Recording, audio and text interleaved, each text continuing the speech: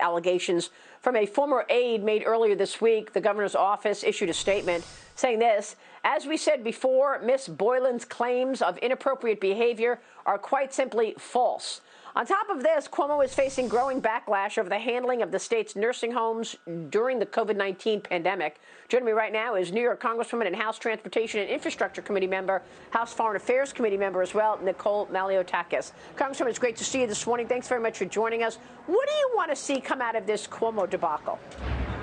Well, certainly there needs to be an investigation into this. The Attorney General should really be the one conducting it, as well as the Joint Commission on Ethics, which the governor would have to, of course, recuse his members from that committee. But what I'd also like to see is accountability. And my colleagues from the Democratic side of the aisle have been awfully quiet on this issue. Where's Alexandria Ocasio-Cortez? Where's Kirsten Gillibrand? Where's Vice President Harris? Where is Hillary Clinton? All of a sudden, they are very silent after they had gone after Justice Kavanaugh. And at the time, Governor Cuomo said that the justice needed to take a lie detector test. He also said that the FBI should be conducting an investigation. And in 2013, when the Assemblyman Vito Lopez had also been accused of sexual harassment, he said that he had to resign immediately, that there was zero tolerance for this. So I would like to see more of my colleagues, more of my female colleagues coming out and demanding that there is a thorough investigation. And maybe the governor needs to take a lie detector test too. So you want to see him take a lie detector test? It's his suggestion. Yeah. The governor is also facing some calls for an investigation from inside, right? Some of his celebrity supporters as well. Actresses Ashley Judd, Eva Longoria were big supporters. Now they say they want to probe. Do you see what's going on within the Democrat Party? Because you mentioned actually AOC. She has been somewhat vocal about it. All of a sudden now they're ready to throw Cuomo over the edge. What's going on, do you think, within the Democrat Party? Is the progressive wing turning around and saying, you know what, now's our time to get out who we want to get out, and let's ensure that we get all investigations underway in this regard? Well, I think the pressure is mounting from their constituents who are demanding answers. Thousands of families lost their loved ones. New Yorkers want to know what occurred here.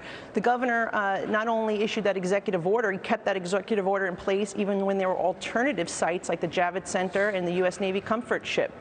In addition to that, he stonewalled the legislature. He underreported the numbers of how many deaths were in nursing homes, as well as how many positive patients were placed in nursing homes.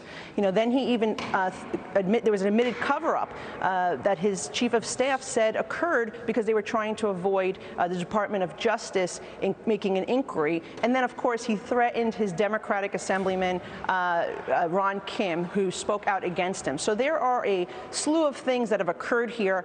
First things first, the Democrats need to strip his emergency powers.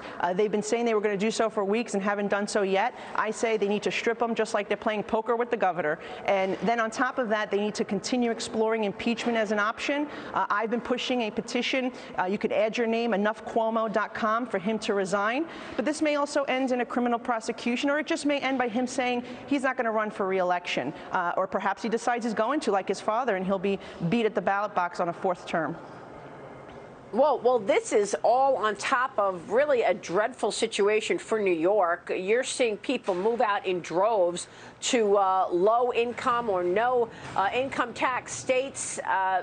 That's why in this stimulus bill, which the House is set to pass, President Biden's $1.9 trillion COVID relief package, only 9% of it is about COVID, and much of it is about other things, including bailouts to the states like New York. What is it going to take to get New York back on track, Congresswoman? I mean, look at the house valuations plummeting, population numbers plummeting, homelessness up, murder and crime numbers up as well.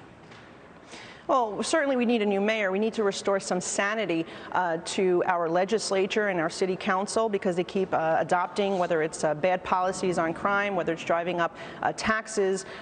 Look, I think the issue here is the governor was actually rewarded for shutting down the economy and driving people out of work. The Democrats actually changed the formula. Before they were getting money based on population. Now they're getting money based on unemployment rate, which is why Governors Cuomo and Newsom are doing the best in this COVID package. package. But look, it's unsustainable. Less than 1% goes to vaccine distribution, which is our #1 priority, and it's just a bad bill for this country. And as you mentioned earlier, over half of it has nothing to do with COVID. That's right. Yeah, 9% is COVID. Unbelievable. Congressman, it's good to see you this morning. We'll keep checking back. Thank you. We did reach